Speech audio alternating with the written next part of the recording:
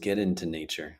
So Mm. we're not, like we started off, we're not separate from it. It's our nervous systems and brains actually, there's incredible data that shows that us getting out into nature, sitting under a tree or walking along a river or a creek is so incredibly good for Mm. you on all levels.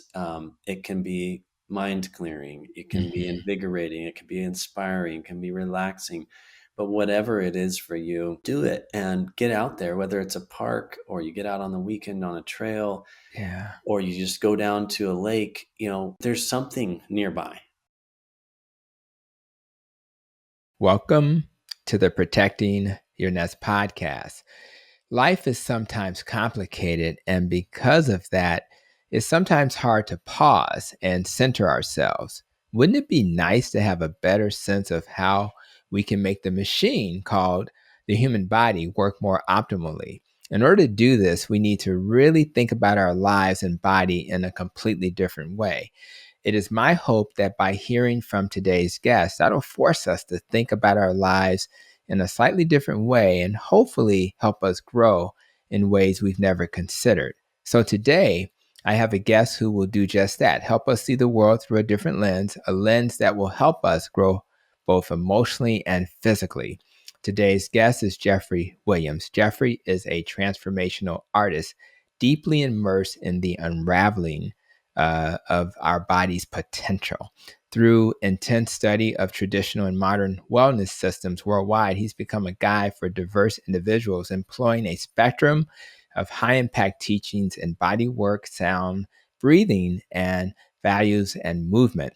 He's a coach. He has a training program called the Autonomic Nervous System Reset that really empowers practitioners like myself and others to seize control of their health, foster vitality, and hopefully live their fullest potential, which is what we are all interested in doing. So, Jeffrey, man, I'm happy I found you. I'm happy you found me. And I'm really happy that my guests will find you after today's episode. So, welcome, my friend. Thank you, Tony. It's a pleasure to be here. I've heard a few of your episodes and really love your approach. You're coming from such a grounded place and such a high level of, where you're operating. So it's going to be an incredible conversation. I'm looking forward to it. I appreciate that. And as I've evolved, I want my audience to kind of go along with the ride. And I have really grown as a person as I've kind of gone beyond a conventional teaching, rather as nutrition or even something as simple as grounding. Who knew about that? Being able to walk and benefit from touching the ground. Who knew? So it's been really enlightening in my functional medicine training. And I'm so grateful that I now have more tools to help people, which is why I need you to help give us some additional insights. And as we get started, I did share briefly that I was a little, stressed coming from work because we had a little bit of a stressful event. I'll share a little bit of that as I ask questions, but I just want to kind of start the conversation by you sharing a little bit about yourself, maybe even your family dynamics, but most importantly, why should they listen to you, my friend? I mean, that's such a great question and a good intro. I have, unlike you, where it sounds like you went into really more the conventional medical model. Yeah. I just had a lot of red flags. I was going, when I got into university, getting into the sciences and things. After year one in college, I was like, this does not seem like it's matching me. Like I'm really, Mhm. I felt like growing up, school was kind of easy for me, and Mhm. not like to put it down, but more like there's like, this is just seems like stuff that you can like learn and remember and then pass the test. And I always had this void. And this is how I perceive that all of our nervous systems develop is whatever we perceive to be void, missing, or lacking, we then like sort of have an impulse to fulfill that void in our Mhm. lives. And Mhm. so for me, um, I found that a lot of the education is like, how is this really going to help us like be better people? Like I felt like, yeah, we're all doing this stuff, but it didn't necessarily leave this flavor of, wow, I'm going to be able to make a big difference in the world and make the world better and help people live better lives through what I'm learning. So after a year in university, I took some time off and I just followed my intuition. I went up into the mountains in the Sierra Nevadas and built trails in the backcountry.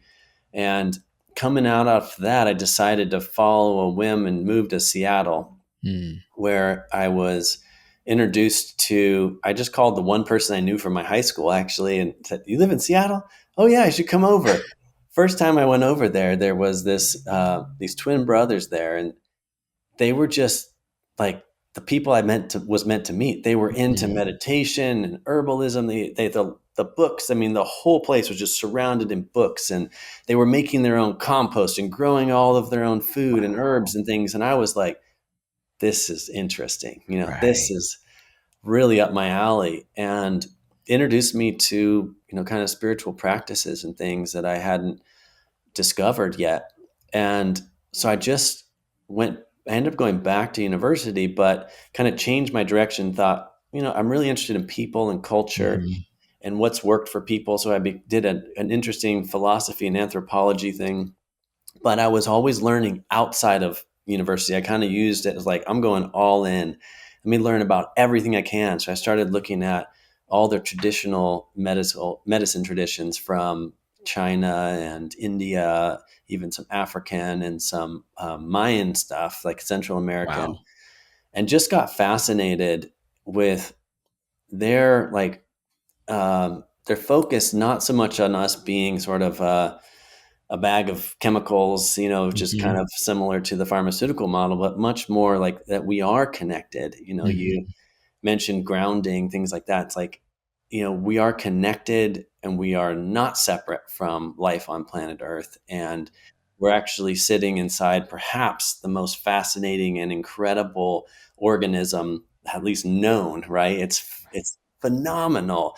And so to get this sense of like, how could I bridge the gap between what these indigenous and traditional people thought and had connected and had utilized successfully Mm-hmm. for sometimes in the case thousands of years, how could I kind of look at what they were doing and start to look at the people who were also kind of ahead of the curve, like the geniuses that were making discoveries on epigenetics and things that hadn't made their way into the medical Mm-hmm. schools or the universities yet, and still 40 years later are not, necessarily connected in that That's way to right. what's really being discovered.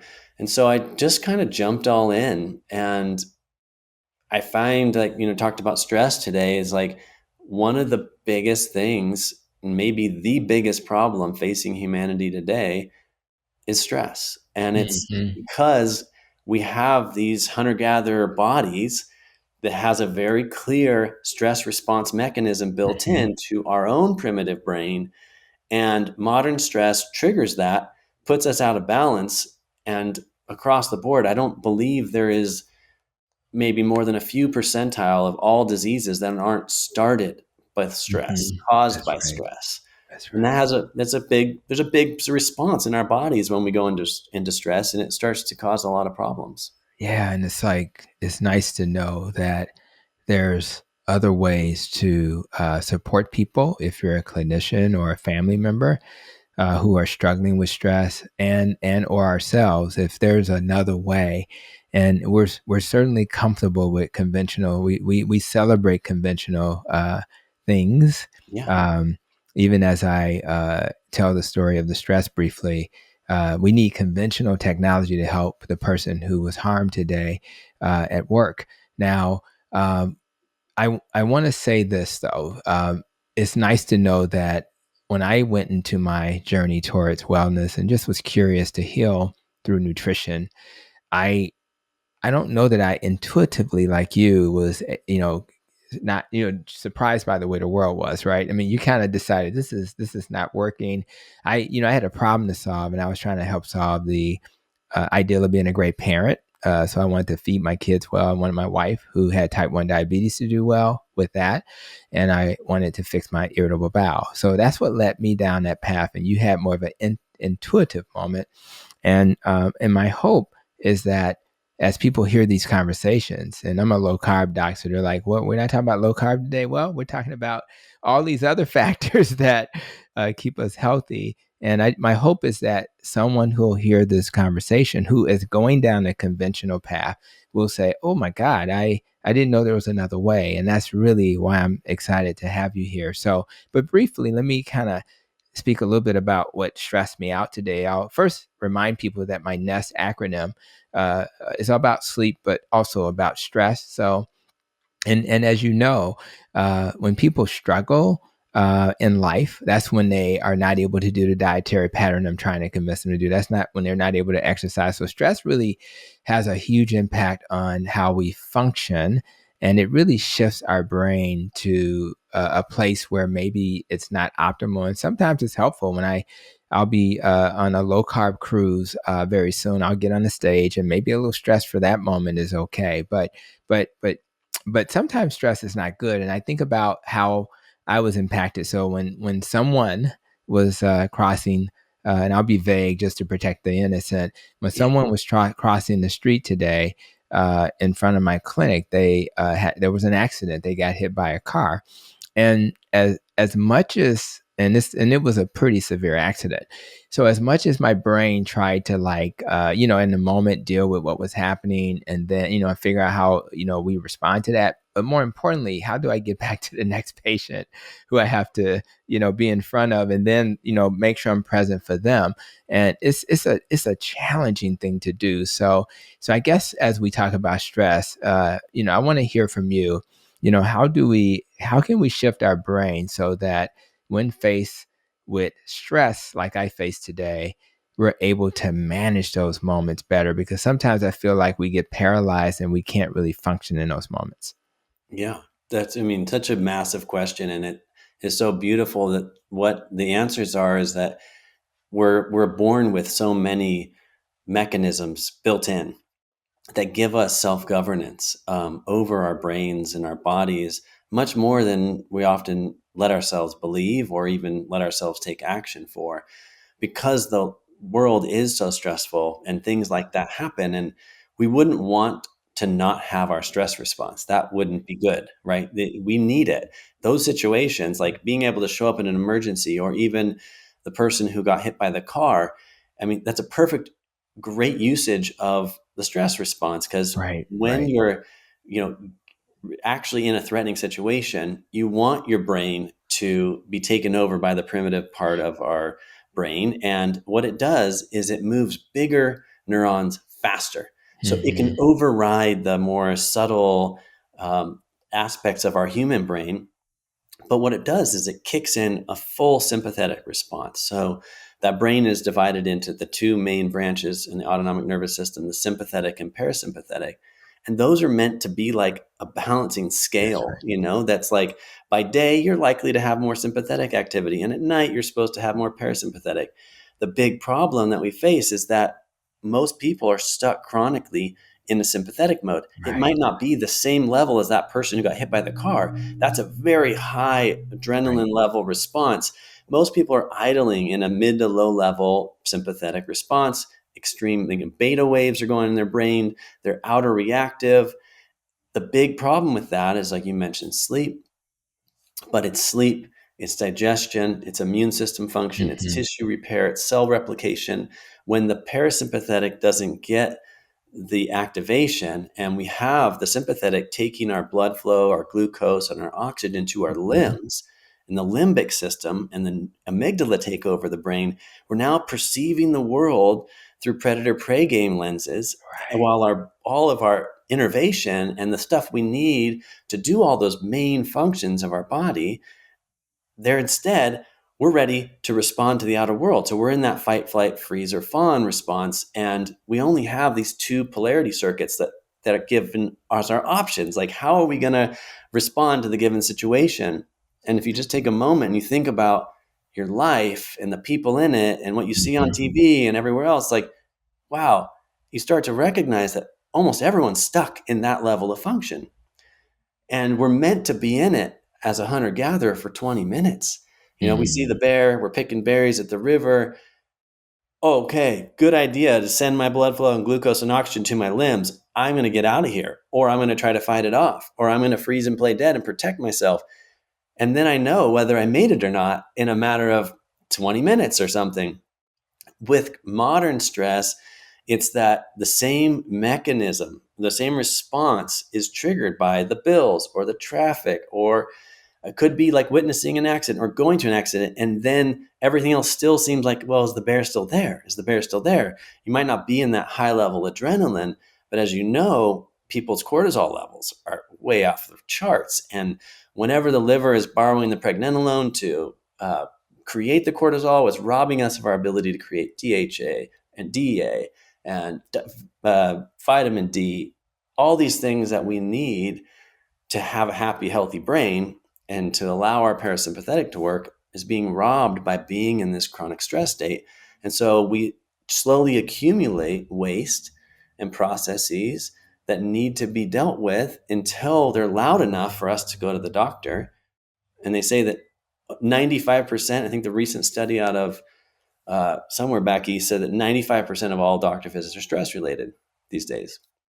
Right. In some way, it's like, oh, and just because something's going on, right? The symptoms, but the symptoms in the way I see it are the effects of a deeper cause. And so, you're brilliantly on to how we can feed our bodies better. But if people are in a chronic stress state, you can eat the best, you can try to get, meditate, you can exercise. But if the brain is constantly in a stress state, you're still only getting just a fraction of that good nutrition that you've changed your diet to. You've improved and you're spending your resources and putting your time and energy into getting the best food possible for you. And yet, if your system's in a chronic sympathetic state, you're only getting so much out of it.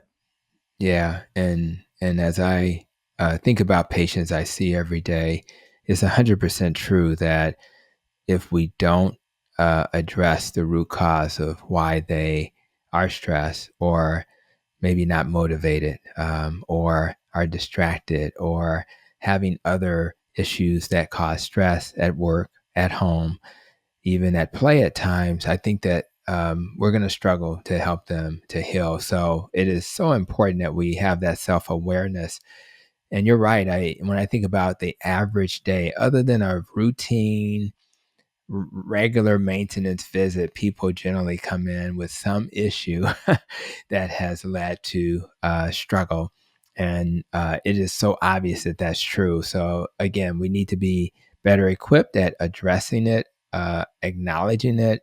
If we're the patient, you got to say it. If you're the clinician, you have to mine it and figure out that it's there, and then you can help. Because sometimes they need help seeing that it's an issue. So I really appreciate that, and I know that our minds are so important. I know we've learned that the mind can improve. We've heard terms like brain plasticity that suggests that the nervous system can improve, which is very hopeful. So you have somebody in front of you who is interested in improving their mind. What type of techniques can be used to help us improve this very vital organ called our brain? That is the best question. And you kind of leaned into that one before. And really, it's like I actually had an interesting vision when I was 19, in which it was told, like, I was kind of in a trance on a train. And as I was coming out of that, heading back to university, and I had the words were that I really needed to look at all of the basic human functions to help people access their potential. And so I was like, what are the most basic human functions? And I'm a maps and models guy. I really like to draw maps out because it helps me like see things differently. So I drew out, it's like, oh, movement, that's a basic. Breathing, that's basic.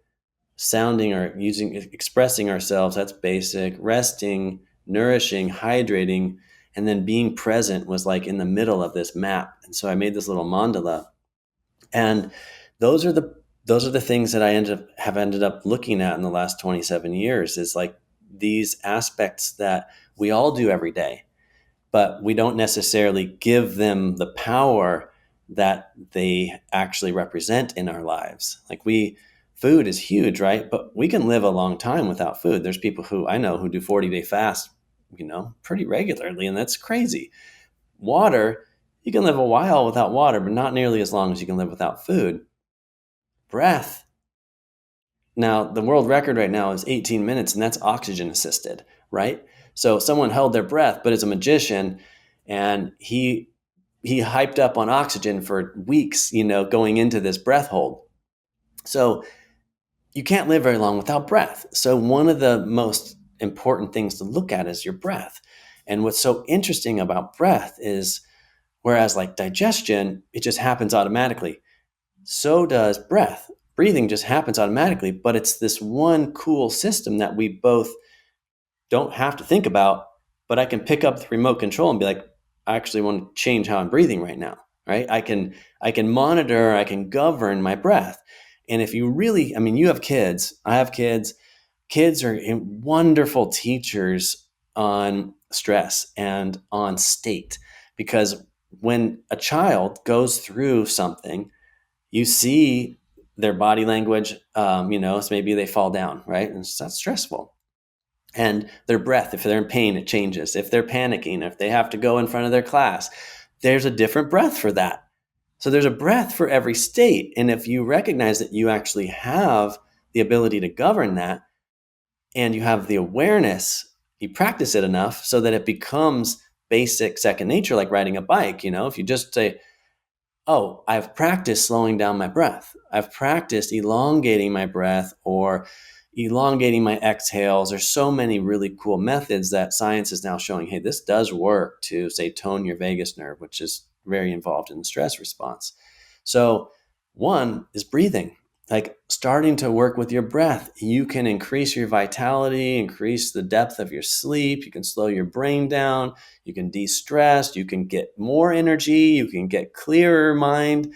There's so many ways in which you can use your own breath to get better results.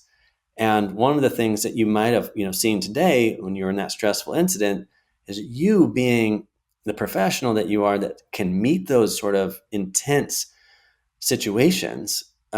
You were probably breathing different than other people who were panicking or in the middle of it, or were like right next, you can even just look around in any given situation and you'll see different people breathing differently, and they're in totally different states. So that's one, is just starting to recognize, like, hey, I'm about to eat right now. Why don't I first take 20 really nice, slow, deep breaths, really from my abdomen, where I'm going to digest this food, and into my diaphragm and chest, and create some space in my body. And just that simple thing, by slowing down, shifts your brain. And as it shifts your brain into more parasympathetic, by slowing down, you're going to digest better. You're going to get more out of that food. It's really simple. Oh, I can't hear you, Tony. Let's see. That's me. I'm sorry. Okay. So mute. So when I think about meditation and I think about breathing and things of that nature, I think it feels hard in the beginning. It feels awkward. It's like somebody trying to hit a golf ball for the first time, right? So just comment briefly on what's the expectation. Should people kind of expect it to be hard? Is there a point when it gets easier, or is it always going to be a challenge to kind of get your brain to kind of pause and do these things? Well, just like with golf or anything, right? It gets easier over time. And at first, like you mentioned, our minds and neuroplasticity, I mean, we're shown now that our brains are creating new neural pathways. Of course, the tendency is to go down those rutted pathways, the ones that we've been using the most. And this is like, I think the thing that pops to mind is like the definition of insanity is to do the same things and expect different results, That's right. right? So you have to be willing to make some moves, to take action. And where I tell people is just start with 10 deep breaths. Like, I mean, back to the kids, right? It's like what I see with kids is like an adult I see fall down, and they'll go down, and then they're like, oh my God, pain. All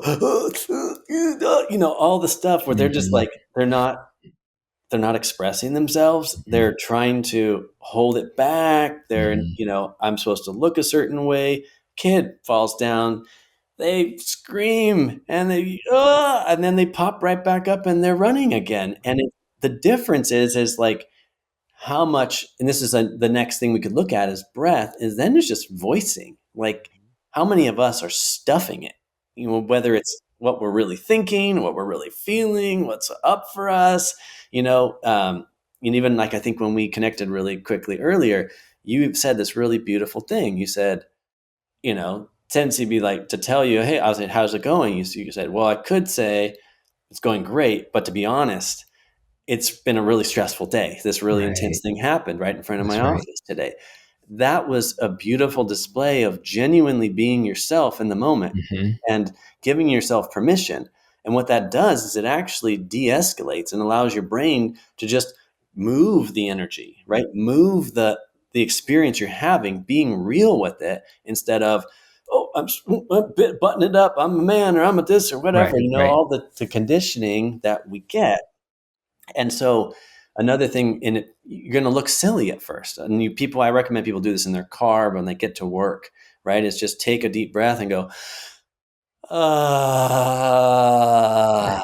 working with the sighing sound is magical. One, we see some really cool brain shifts when we do EEG stuff, and we see changes in the brain. The brain slows down into more alpha waves just by letting you be in the moment, expressing the stress or expressing the overwhelm or the frustration. And we do this with my kids, like after school, before we have dinner or something. We all take a few big breaths together and let out some sighs. We make it fun and funny. And then it kind of just, you see it, like it ripples through everybody and it gives permission to feel whatever been going on or what you've been through today. And that transition could make your meal the best meal you've had. And it's definitely going to Yeah. improve your digestion of it. Yeah, that's really cool. It's really nice to I mean, the sound part is like, something most people don't think about. And there's so many different elements to the awareness of how our body is affected by movement, sound, and other factors. So it's pretty fascinating, to be honest with you, just to hear that. And I think for most people who um, want to reduce stress, they also just want to be healthy. They just want to heal. And and how what would you say to a person who's like, listen, I just want to heal and be healthy? um, is it primarily brain driven, or do you kind of have a broader context when you think about that? Well, I think that consciousness and the level of consciousness we're able to function in completely relates to the level of brain function we're operating in. So that's where I kind of use that metaphor of like, whenever, well, one, let's talk about stress a little bit more and how it relates to the brain and then the level of function.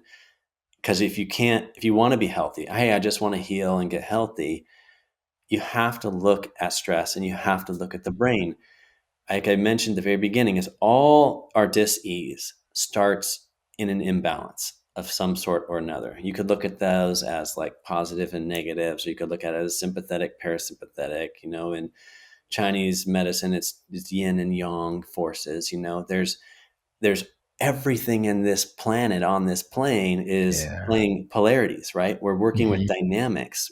And just like we're supposed to speed up, our brain waves are supposed to speed up and our metabolic activity slows down during the day.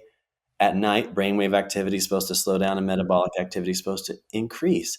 This natural balancing has to continue to move on. So, what's very interesting about the stress state is a stress state always includes a brain lateralization. So, when I look at thousands and thousands of people's brains, chronically, what we see is a one hemisphere dominant hindbrain activity. So you see most of the activity in one hemisphere in the Hmm. back, in the limbic system, and beta waves are the highest waves. And those we've normalized it because one of the challenges of modern science is that we take a big sampling and we go, well, everyone's in beta waves, so that's normal. Hmm. I challenge that notion because I think that that is a very fast track to normalizing disease because our brains are not supposed to just be in beta. And when we're stuck in beta, we don't sleep well because the Mhm. brain is in a hypervigilant state. It's trying to survive and protect itself. So it's hyper aware. And so it's trying to idle in a more alert state. So you don't actually get to fully drop in. And back to like, if I just want to heal and be healthy, let's like now move into the realm of like what's going on in your life. If I'm in that hypervigilant state and I'm just trying to navigate survival, it's really hard. The brain either has resources to survive or it has resources to grow and repair. You can't do both at once. It Mhm. just doesn't work that way. Mhm. So to look at what's going on in your life and start to give expression, that part of our brain that's in stress, it's like imagine this. Like remember we talked about the two sides, like the positive and the Mhm. negative. Every situation, has in my experience, and this is from I look at a lot of the old great traditions, around Mhm. the world, they all have this idea that everything is actually in balance. And it's inside of us that it's not in balance. And so if you think about the part of the brain that we go into when we're stressed out, Mhm. instead of having humans have two eyes, and those two eyes are meant to see the upsides and downsides of any situation, the benefits and the drawbacks of any Mhm. situation. When I'm in a stress state, it's like putting a blinder on one of my eyes. So you've all met people who, all they do is complain, they're just victim to everything that's going on. And then you also meet people who blinders on the other eye. They don't even want you to talk about anything bad. They only want to focus on the positive, right? Don't even, I don't go there. Right. Like either way, that's a sign that they're stuck in that limbic part of their brain and they can't, it's too uncomfortable to look at the other side of whatever it is they're stuck looking at or feeling. And so that I just want to get well and healthy. You can do all the best things in the world, like have the best Mhm. practices and lifestyle, but you also have to get real about yourself, about what you've been feeling. And most, like you go all the way back, you look at the big stressful events in someone's life and you start to help them see how those things have benefited them. The things that were so difficult or so challenging or maybe even so violating have also been the same forces that forged them into being the incredible person and showing up for people in ways they show up. Their voids always lead to their value. The things Mhm. that harmed them, that like voids, violations, what's missing and lacking, what they perceive to be missing or lacking in their life growing up, they often then value and bring value into the world through that same lens. So that's one of the ways that I help people look at it. It's like you can try all the best things, but until you start to resolve some of the polarizations, the imbalances, the farthest back you can go are the best ones because those play out through the rest of your life. And so we look at that and you get it can be really simple, but it's about good questions. I when I hear you explain and talk about how you interact, I feel like it's therapy, but I know it's more than that. So I guess one of the things I'm curious about is when you think about how you're coaching and supporting people. I know one of the terms I saw related to this work is neuro physiological sciences. So I may need to help you. Need you to explain that to my audience. And what's the difference between this approach and like just seeing a therapist who may then integrate some of these ways of looking at the world? Well, that's a good question. And you can look at like there's the neurophysiology and the neurobehaviorology, and they're very linked. So, how our nervous system is um, unfolding into our physiology. So back to the stress state, because there is a clear neurophysiology to stress. So we talked about the brain lateralization. What's really interesting about the brain and the body connection is that my left hemisphere controls the right side of my body. My right hemisphere controls the left side of my body. So when I'm, if we take an EEG, which is an electroencephalogram, it tells us about neuron activity, and when there's a whole concert of neurons that are cycling and moving in the same pace, we see those and we call those brain waves. So we have the slow brain waves, which are delta. That's what we're meant to get into when we sleep. Deep sleep is getting into that delta. And delta, you could say, is where all the healing happens. So to get that question, well, I just want to heal. Well, we got to figure out how to get you down into delta. We got to get that brain to slow way down so your metabolic activity can catch way up. And then above that is theta. And that's this really cool, it's a little faster, but it's kind of like trance, like dream, like people talk about meditation can get you into theta. And then above that's alpha. Alpha is sort of like I'm balanced, I'm relaxed, but I'm content and I'm alert enough to then go faster if I need to respond to something or slow down if it's appropriate to rest and sleep. So ideally, the human being is moving around in alpha and ready to speed up if it needs to or slow down if it doesn't need to. And kids, naturally, when you're born, all of us spend the first 2 years, we're primarily delta. It's like hypnagogic is what they call it. So it means you're like in a programmable trance as a little baby, and you're learning through facial expressions of mom and dad. Am I safe? Am I unsafe? Can I move into this area? Do I need to move away? And then you move into theta from 2 to 6 or 7. And that theta is even more programming. So you're learning language, you're learning things like, and so the brain waves kind of at first, we're adding little bits. And as adults, we have access to all of them. But when we go into a stress state, we're locked into the beta waves, which are the outer reactive. We're cutting off a lot of our vital systems. And what that creates is anytime we see lateralization, say into my left hemisphere, then I'm going to see excessive tension on the right side of my body. So it's causing the body to literally contract to protect. And in doing so, like I mentioned, blood flow, glucose, and oxygen, they go to our limbs, but muscle tension along the spine. So now I've changed the way all my sensory nerves work, because when I'm in a stress state, I'm looking for quick little actions. I'm looking for loud sounds. One of the big outcomes that we see in doing this work we call the autonomic nervous system reset is that by stimulating the main nerve ganglion on the back of the head, so right on the occiput on the outer edge on each side is these two main nerve ganglions. And when we stimulate them in a specific way, in less than half a second, the brain scans its body, scans the environment, goes, why am I in a stress state right now?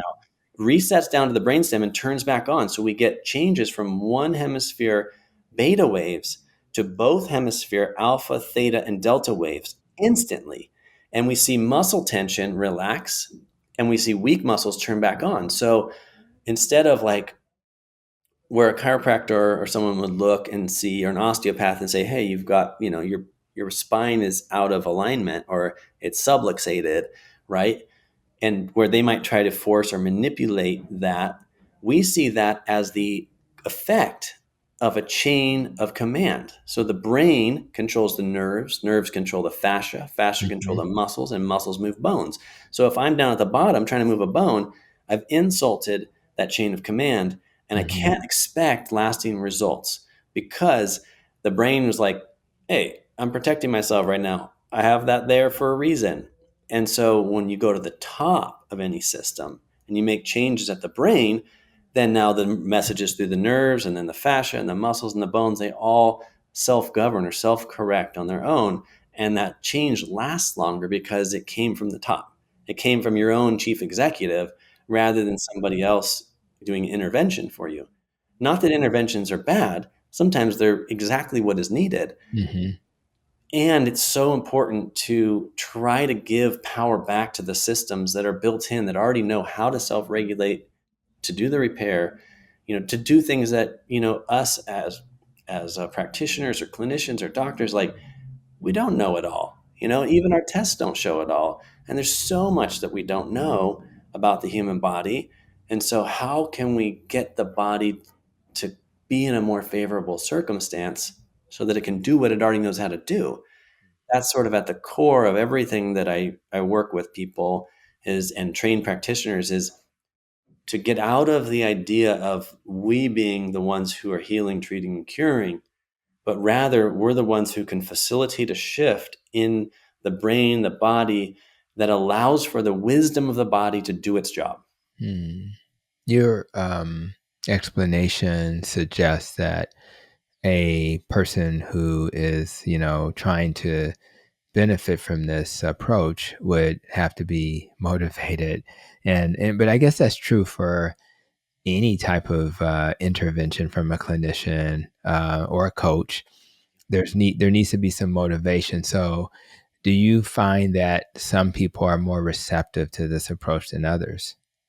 That's a great question too. What I found is that I'd say there's 80-20 rule in my work where 80% of the people have hit the bottom. Hmm. They've tried everything. They've fallen through the cracks of the Western medical system. They're kind of the undiagnosed. They're like, oh, they've tested everything. They say everything's Right. normal, but I'm not okay. Like something isn't right. And then they end up here and or with one of my trained folks, and then they're driven back to this idea that sometimes it's far more simple Hmm. to start to get traction, because as you probably know, it's like when someone's in that state and they've tried this specialist and this, and they've taken all these tests, they're just looking outside and outside and outside and outside for some direction, someone to tell them Hmm. what's wrong. And the first thing I'll ask is like, how regularly do you eat? Hmm. How Right. is your sleep? And like, what? Why does that matter? I'm in Right. this. I'm like, well, again, I'm going to lean into to parenting and children.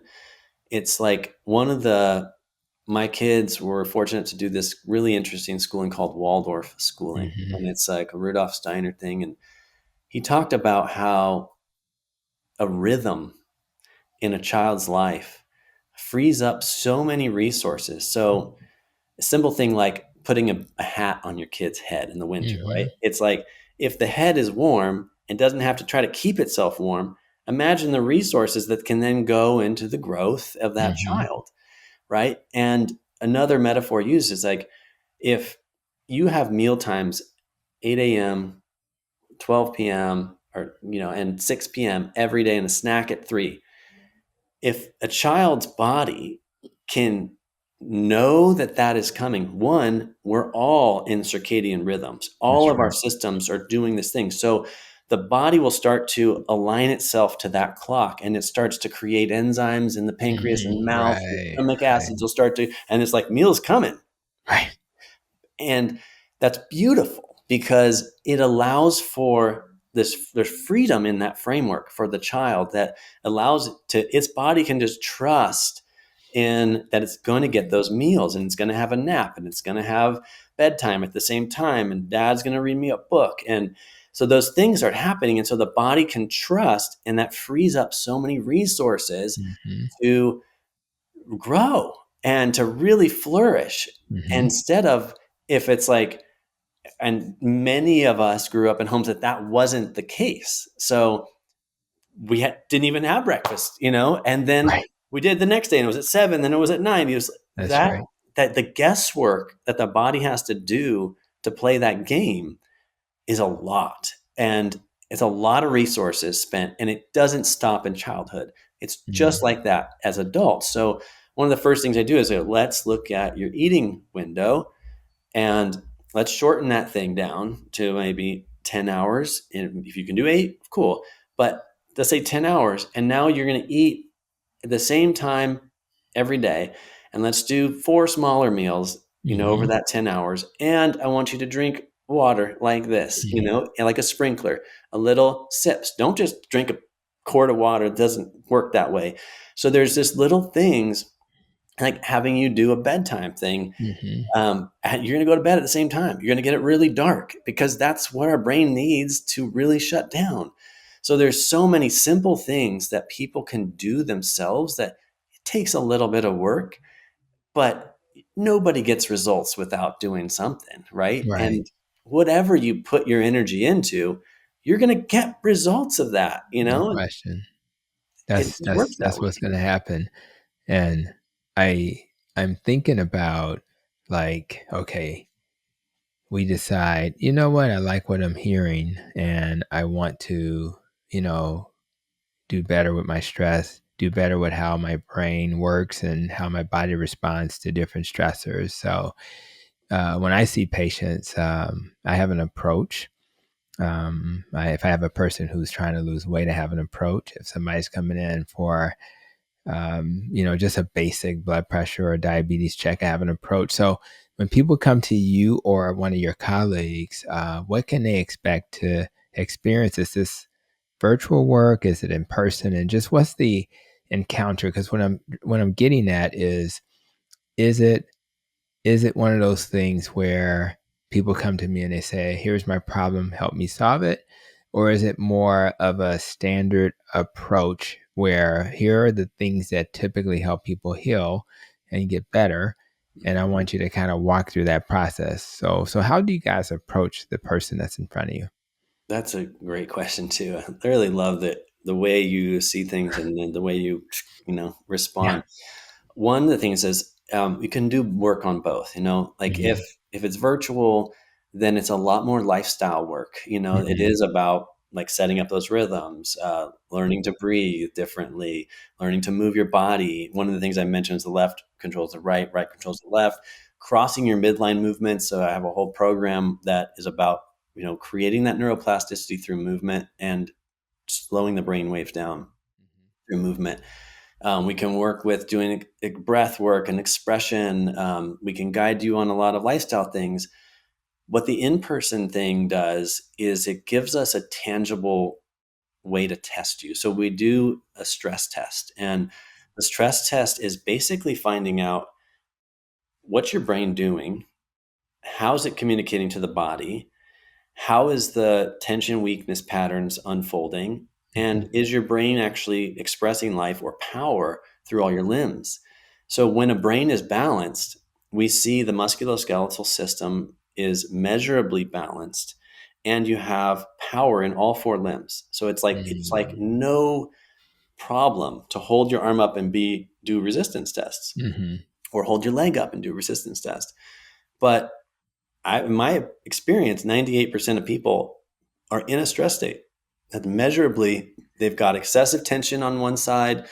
They've got so what we've done is we've created a model that called the stages of balance, and there's four stages of being in balance and four stages of being out of balance. Rarely do I see someone who's in the stage 8. That's like someone on their deathbed that just has no life running through them. So Hmm. most people come in and they're in either stage 5 or 6. And that's like basically a stage 5 is just immeasurably in fight or flight. I've got tension, excessive tension on one side of my body, excessive weakness on the other.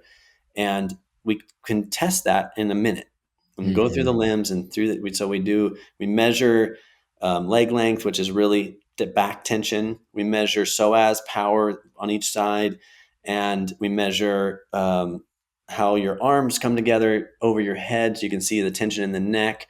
And then we check neck tension and neck rotation and then arm power. And in doing that, we can see, okay, you're out of balance. Hmm. A second level would be like someone who is already in a stress state and then they walk across the street and get hit by a car. That might put them up into stage 7 or something. But say I was almost got hit by a car today. And so I was walking and I was already in a stress state on my left side, but then a car comes at me from this side. I might do a secondary stress curve. So you can see a second distortion in the musculoskeletal body. So when we stimulate that main nerve ganglion on each side, afterwards, our objective is to get you into measurable balance where the power's on in all four limbs. That tells me that your brain is now slowed down out of beta. You're idling in alpha. It doesn't mean you don't have any beta waves, but it just means Hmm. that both hemispheres are working. I know that tonight, you're going to get into parasympathetic during your sleep. And that's huge. So doing things like that where it's measurable, the objective is to just get the body and brain connected and working more efficiently in greater balance. Then there's so many things that we can do after that often the same things I would do with someone virtually. So the hands-on stuff really allows me to have a direct facilitation of a pattern interrupt. since everything is patterns, and the brain, nervous system, they're all patterns of communication. Most people have been in that pattern of stress response for decades. So if we can interrupt that without any expectation of what could happen, the results are myriad. They come back and go, I can't believe it. I haven't slept like that for decades. Oh my gosh. I had 3 bowel movements in the last 24 hours. Like, I normally am maybe once a day. There's just things like that that are like, that's signs. Those are the signs I'm wanting to hear from you, is that things are turning on. Sometimes they get a sniffle or an immune response. And I'm like, we Mm-hmm. celebrate that. We go, this is what we call corrective changes, that the brain has obviously been waiting and Mm-hmm. waiting for the everything is okay signal. And that's sort of what I'm here to do, is send you, hey, what if everything was okay? I can't tell you everything's okay, but if I give you a high sensory, non-threatening input to this main nerve ganglion, the brain is a stimulus response system. Mm-hmm. So, if I came up to you, Tony, and I put my hand on your shoulder in a real caring way, that's a stimulus, and your brain will go, oh, Jeffrey, thank you. You know, and if someone came up to you and punched you in the face, that's a stimulus, and you're going to respond completely differently. So this approach is like, how can I send the right stimulus to get a response? And the stimulus is meant to be a pattern interrupt. Like, no matter what the pattern has been, let's interrupt it. It's kind of like your computer. When you've been running it and you haven't turned it off, and you've got Chrome and Safari and blah, blah, all the things That's up and right. running, you finally get that rainbow wheel to death, and you're like, darn it, what do I got to do? Reset the thing, right? I hit the That's reboot. right. And that's what we do, and what we train people to do, is to hit that reboot switch on the back of our heads, because we know that your body's already brilliant. And we started off this conversation with that, right? The Yeah. body is like, wow, it's the Ferrari of planet Earth, and this thing is amazing. We just got to get the right fuel in it, right? The good Mm-hmm. diet, but we've got to make sure you turn it off, you clean it, you do all the right things, you get it into alignment. Because if you got a really nice car and you got excessive tension on one side and weakness on the other, you're going to just tear that puppy apart. That's right. So Wow. that's kind of what we do. Well, Jeffrey, the I'm going back to my training. I went to a school called Chicago Medical School for my training, and I'll always remember the first day I walked into the cafeteria. I smelled coffee. I wasn't a coffee drinker, so they're just first year residents. So why am I smelling coffee? I guess they know what's coming, right? But but this is what I'm thinking as I think about that moment, and I'm also imagining you walking into maybe even a second year lecture hall with the knowledge and experience you have, 20 plus years, and the second years are a little bit more indoctrinated into a certain way of thinking. Going back to what you said earlier, they memorize a lot of stuff, right? Rather than that, it's going to help them help patients. So you're in that scenario, and your job is to you're because you're going to sound different than the previous speakers, the previous professors, right? So what do you say to people, rather they're a clinician, future clinicians, or even a layperson with no clinical experience, living in a world, particularly in the United States, where this is not the main approach? This is maybe common in those other countries, but not here. So, what could you say to them to convince them this is worth looking into, giving a try, so that they will have the ability to think outside the box? It's so hard to do that. Again, such a fantastic metaphorical question to ask there. I mean, I think where it might be interesting to start is a couple things. Is one is sometimes it's important for us to remember that. So let's just use a broken limb, like a broken arm, right? It's like when we have to be so careful in the roles that we have as caregivers, as people doing interventions, that we don't forget what's actually doing the healing, right? So if I break my arm, I might come to somebody, like a doctor or a hospital, and if it's not in the right position, they're going to help me get it into the right position, but they're not going to heal the bone, Mm-hmm. right? That bone That's true. knows how to heal That's itself. right. That's right. And the second part of that is to remember that we have to be so careful not to get caught with what we think we know, Mm.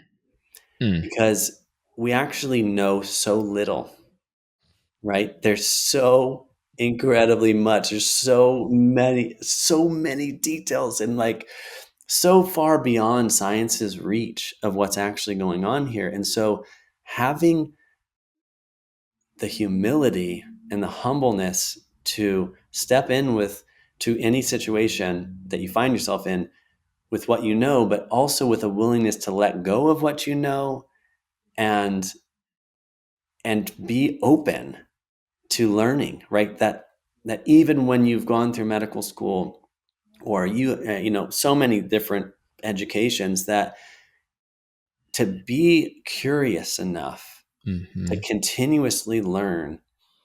Like all the best people I know, all my greatest teachers are also the ones that are lifelong learners. They're still just like, oh my gosh, have you seen this new study, or have you read this book? They're constantly gobbling up more stuff, and they don't necessarily just replace what they thought they knew with what they now find out. They're always in curiosity enough to like, how does this make sense with this? How does this make sense with this? Mm.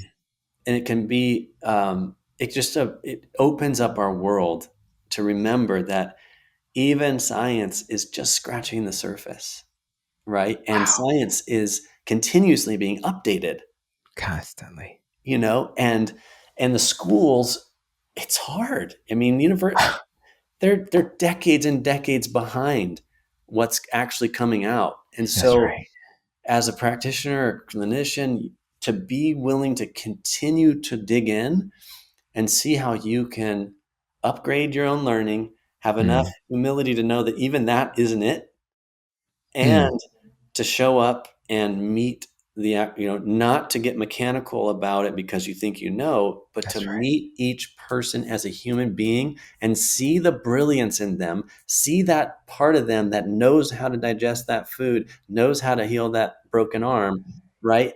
If you can start to be in wonder and awe like kids are, but as an adult trained professional, it's going to change the game, and you're going to inspire people. You're going to lead people back to themselves, which is my number one tenet in everything I Mm-hmm. do. Is my job is to lead you back to you and see that no matter what you're experiencing, you got yourself here. And if Mm. you would like to be somewhere else, let's go. But you've got to grab the freaking wheel and drive there. That's it. You're killing me. Joe Osteen, you got some competition. I felt like I just went to church. I love the responses. I'm so happy I asked that question. Your body knows how to heal, and don't forget, what you don't know. Mhm. Man, and that second one especially is so powerful, particularly for people who are being given a gift to help people heal. And um, it's arguably one of the most frustrating aspects of the work I do, in that my colleagues are not as skeptical and curious as I want them to be, right? And I never would say to a colleague that they're wrong or they don't know anything. It's more about, let's work together, let's be curious together, let's and we may even land in a different place where we have different preferences of how we would approach healing. But Yeah. man, I tell you, just to hear you say those words of uh, you know the body knows how to heal itself. We're just giving it the best chance to do that. We do want to fix the fracture, do something, but then we can't do the other part. So optimizing our ability to do the other part is really critical. So now, as we get close to the end, I do want to touch on movement, because I know I feel so much better And I'll be honest, full disclosure to my audience, listen, exercise is a chore to me, although I feel phenomenal after I do it. So I try to keep it quick, simple, easy. But when I don't do it, I'm just not the best version of Tony, right? So from your perspective, as I encourage my patients to move, I think that humans are made to move. How does this movement impact the brain in a way that'll help us to achieve the goals we're trying to achieve? Yeah. Well, in any system, there's a couple of things. I mentioned one, like the brain and nervous system, they work from above down, inside out. Mm-hmm. And so first and foremost, the more central you can get, the bigger impact you're going to have. The Mm-hmm. higher you can get into that system, the bigger impact you're going to get.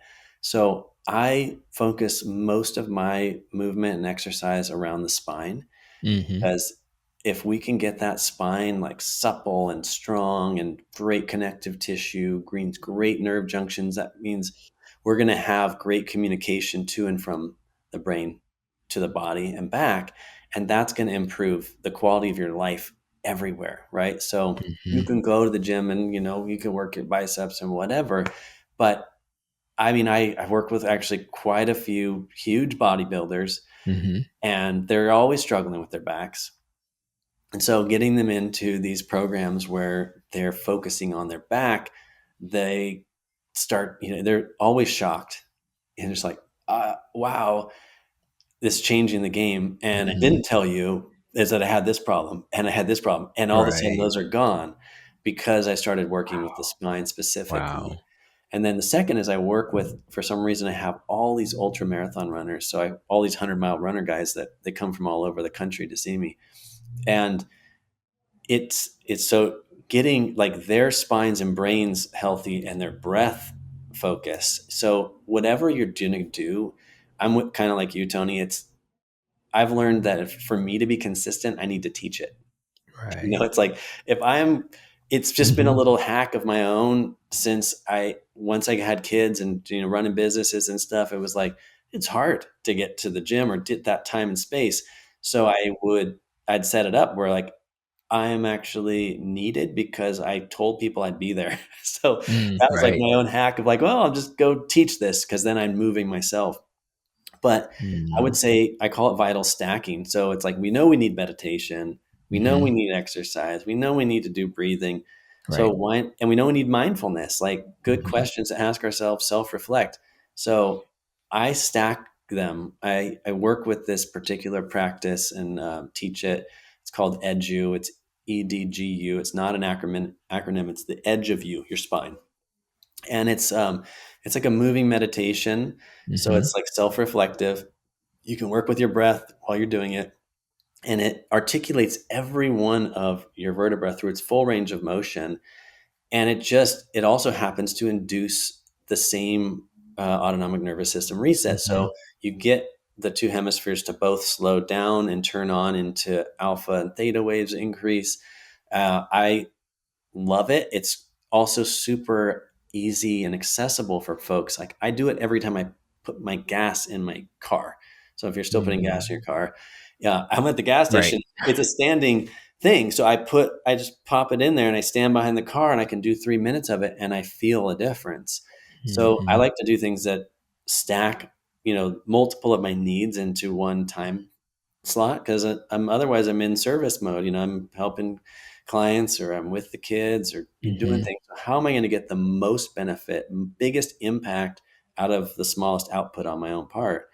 So I work a lot with the spine and breath. You get link that breath and then That's do right. your movements. Like really concentrate. If you only have 10 minutes a day to do something for yourself, really go into it. Like, That's don't right. watch the tube or like think about what you have next, right? This is it, you're gonna feel better Mm-hmm. and you're gonna be more functional through the rest of your day if Mm-hmm. you do it. So you have to sometimes like ask the right questions. Well, how am I gonna feel at work today if I first do this 10 minutes of exercise? And if you get like, well, I'm gonna feel pretty good, and like, well, ask Yeah. it again.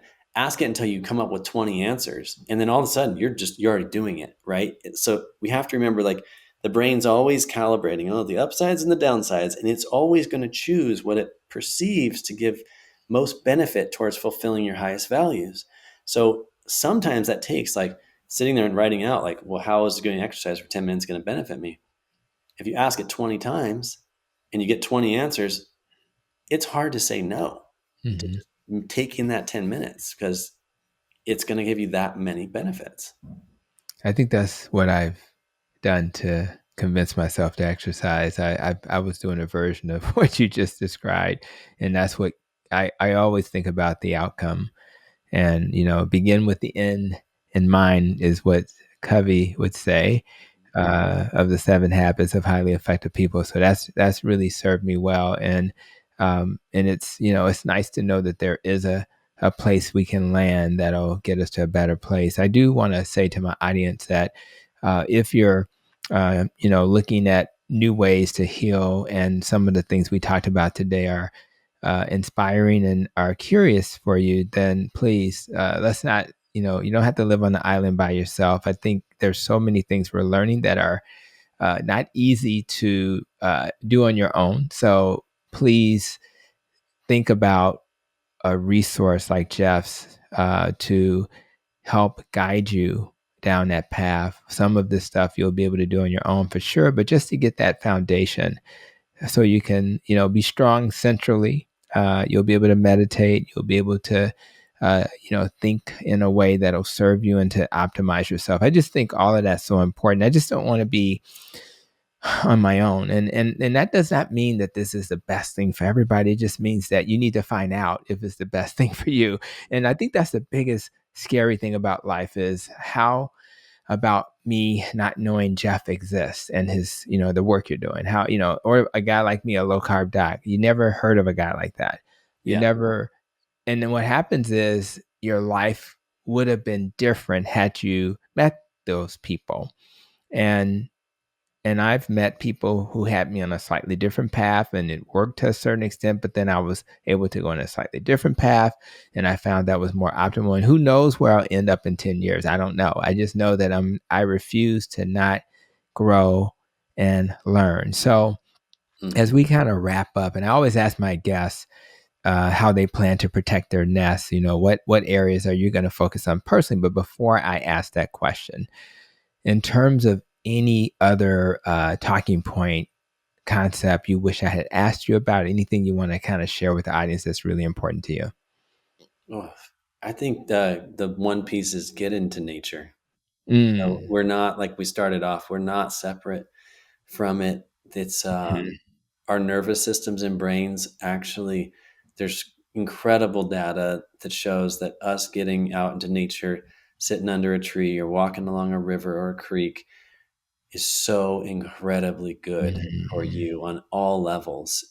It can be mind clearing, it can be Mhm. invigorating, it can be inspiring, it can be relaxing. But whatever it is for you, do it and get out there, whether it's a park or you get out on the weekend on a trail Yeah, or you just go down to a lake, there's something nearby. that's And right. often, even if you're a city dweller, get to a park and just That's take a right. walk and just take it in. Our Mhm. senses are meant for it.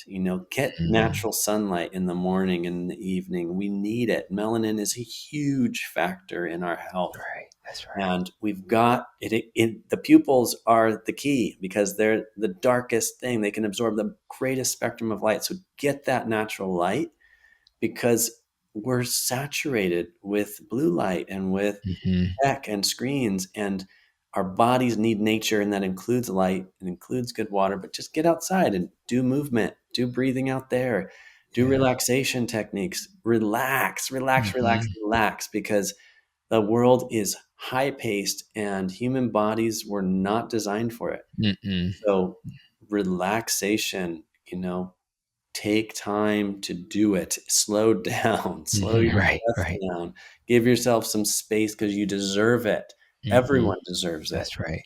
And even when you did your introductory comments and you described a little bit about how you got to where you are and you talked about being out, my brain went there, and just hearing you talk about it, I kind of was able to visualize it, and you felt better just visualizing it, let alone being out there. So I know you're right. When we walk, me and my wife, this won't be a walking night because she's working late tonight, but we try to pay attention. We used to, when we first started walking, it was always about, look at that house, look what we can do to our house, but Yeah. then it shifted from that to nature. Hmm. And we were able to then pay attention to the squirrels and the birds and I guess the cicadas will be the thing coming up very soon. We haven't seen many of them yet, but I'm looking forward to that.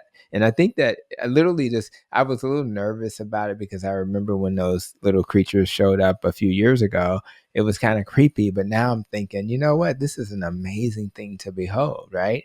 So maybe because of this conversation, those who are hearing it, maybe we embrace this in a way that's very positive. So, love nature and the mystery of it. And I appreciate all the things you shared today. So, as we wrap up, when you think about, I know you're focused on a lot of things, but personally, is there a particular area that you are going to focus on over the next 12 months to help you live your best life?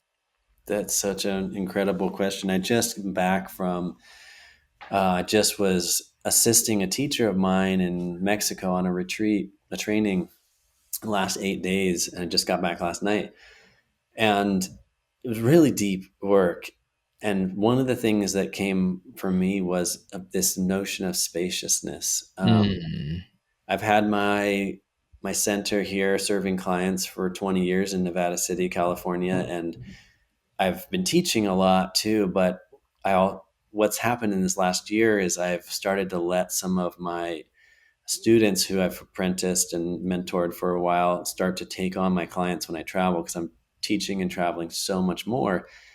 And the big takeaway from the week was giving myself the ability or the permission to let them take on most of the clients next year. So mm, I'm mhm, going to step away from seeing clients full time, focus on teaching, and then mhm, give myself space to see what else wants to be birthed. I had this big like mm. birthing energy and of like, well, what is coming through? And so this particular teacher of mine, she is like, she's done this several times, and I didn't even think about it till just now, but she's done like at least since I've known her in 22 years, she's taken two-year cycles where she just goes off the grid, like you don't hear from her. She just goes Wow. and does like she works intensely and then takes 2 years and then she Nice. returns. I don't know if I'm going to do that because I really am loving teaching. But I realized that I have my life is so full Mhm, that if I want to open the doors to anything else right now, like a book or something, I actually need to remove one thing, something that takes up a right. significant amount of time, and then I can Yep. mentor the practitioners that take on the clients. But I just to give myself space, and I'm like, Mhm, there's like it's kind of edgy for me. I'm like, wow, I've really filled my life in right. service, and so what will that be like to give myself that space? And I'm curious, and Yeah, I don't know what'll come out of it, and maybe nothing needs to come out of it. That's the other side of it. Just maybe that's I could right. just use the rest. Well, you're helping me. Me and my wife often talk about what I need to take off the plate, and it's very difficult to take things off the plate. But I think framing it the way you have, which is in order to have something else on the plate, you got to take something off the plate. It Yeah. is what it is. The plate's only so big. So thank you for what was a very refreshing conversation. I really was looking forward to this, and you never really know when you have conversations where you're gonna land. But I do know that we landed in a pretty good place. I think people who hear this episode hopefully get to this part of the conversation, they'll walk away with some insights, a different way of thinking, and of course, if they need to utilize any of your resources, how do they get to you? Yeah, that's a great question. I mean, one, I want to offer all your listeners, if they go to haveahappyspine.com, I offer a free workshop about stress and its impacts. And then I give you some practical practices. So, some movement stuff that you can utilize in your life. I love them because they're really simple and they're Hmm. really quick and effective. And otherwise, you can find me at vitalistproject.com. So that's my project. I kind of have my Okay. school, and it's just, again, Vitalist is all about the idea that you already have these beautiful, wonderful wisdom and vital forces inside of you, and how can we help lead you to them, and so that you can live a more vital life. Wow. Well, Jeff, it was great. You calm me. You have a calm voice, and your demeanor, everything about you is exactly what a person would need in front of them to help them heal. So thank you so much. Continue to do this great work. And just thank you for helping to diversify my podcast. So again, I have conversations like this with others, but again, a lot of my listeners are coming looking at low carb, keto, carnivore, and things of this nature, and you just can't only focus on diet and be successful. You have to broaden that, and that's why I really wanted to have you on the podcast. So thank you so much again for joining me today, Jeff. Oh, it was a pleasure, and I really enjoy you as well. And I'm just really, I know that with these, some of these little things, like everything else you're offering is just going to go exponential for your audience. So I'm Thank really you. Thank you. grateful. Yeah, Thank you. I hope so. So shout out to you. And again, enjoy the crew. You got the 4 kids and that lady in your life. So just keep doing your thing. So thank you so much. You too. Thank you. All right, guys, today was a great day for us to think outside the box, which was my goal. And I think we accomplished that. I think today most of us are a little bit more prepared to understand, okay, my brain is special. It can do some great things, and I may not be optimizing it. So I think that what Jeff shared with us is just a reminder that we can make it better. My hope, though, is that you will walk away from today's episode with at least 1 or 2 nuggets you can use to improve your overall health. And it takes a little courage to do what others are not willing to do, but if you do, you may find yourself being what others will never be. So I really encourage you to have that courage to do something a little different, do a little bit of an experiment on yourself, and find other ways to heal. So as we conclude this episode of the Protecting Your Nest podcast, I hope that each and every one of you will continue to walk towards your purpose with the confidence and knowledge that will help you get to where you're supposed to be. And as usual, I thank you for joining me today. And as we conclude, I ask that you continue to be safe, be well, and continue to protect your nest.